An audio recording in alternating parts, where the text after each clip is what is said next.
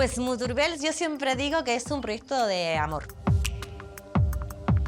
Surge cuando Joseba y yo nos conocemos y decidimos juntar nuestras pasiones. Gu 2013an Laurita eta biok ezagutu ginen, Muturbels bizi proiektua eraikitzen hasi ginen.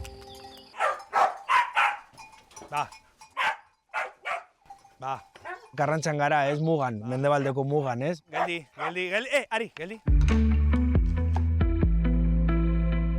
Hori egiten du ere gure proiektua, ez? Praktika artistikoaren bitartez edo landa eremuari buruz, herriari buruz, gure kulturari buruz, hitz egiteko aukera ematen digu. Publiko egin nahi genuen eta kalera atera nahi ginen aldarrikapen horiekin, ez? Batetik artea eta kultura zergatik ez landa eremuan, ez? Eta hemen gertatu behar dira gauzak hemen bizi ahal izateko, ez dana ezin da gertatu Bilbon. Eta gero bestetik ere artilea, ez?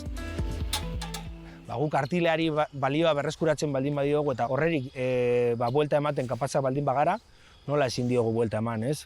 Gure ardiaren egoerari, ez?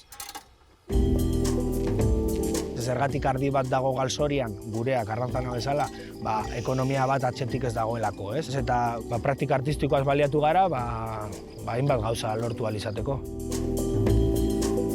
Hasieran gu geu ere ez genuen sinesten artilea eraldatuko genuenik edo genezakeenik, ez? Eta erabaki genuen pixkat errefusa zela aldarrikatzeko edo, performance bat egitea edo. Zertzen zara hemen eta azkenean hasten zara pedalkada eta mugitzen da hau. Eta hau da aria egiteko. Eta gero hau da artilea kardatzeko.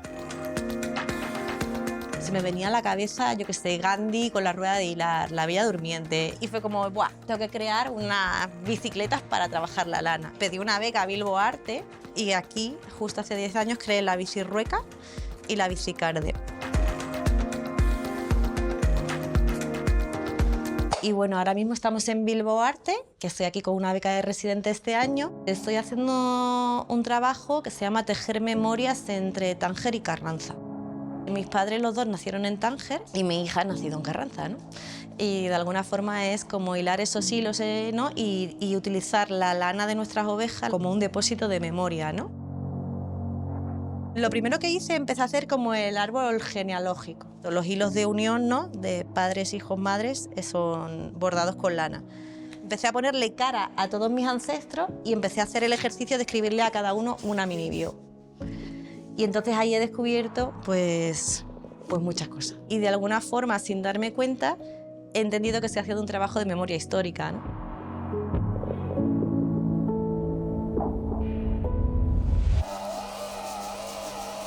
Es una lana que se ha utilizado para uso de colchones y para uso doméstico de gente que hilaba en su casa y se hacía sus calcetines y tal.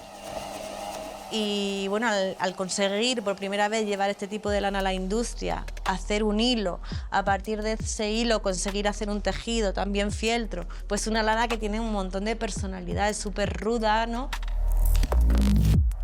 Todas las ovejas de donde salen esta lana son de ganadería extensiva, de pastores que luchan por preservar una raza autóctona en peligro de extinción. Entonces, esta lana también porta esa memoria, ¿no? Y bueno, para mí es como importante darle un valor desde el ámbito de la creación. También me gusta pensar Muturbels como repensar el caserío desde la experiencia creativa, ¿no? Ari, etorri hona? Etorri hona? Gaztetan artea beti ikusten nuen, goi mailako kontu batekin, Laurita eta ezagutu eta hor batean sekulako atea zabaldu zitzaidan aurrean, ez? Esan genuen, ze polita izango litzateke Karrantzan arteaz baliatzea Karrantzari buruz hitz egiteko. Hor sortu zen arte egonaldiaren ametsa edo.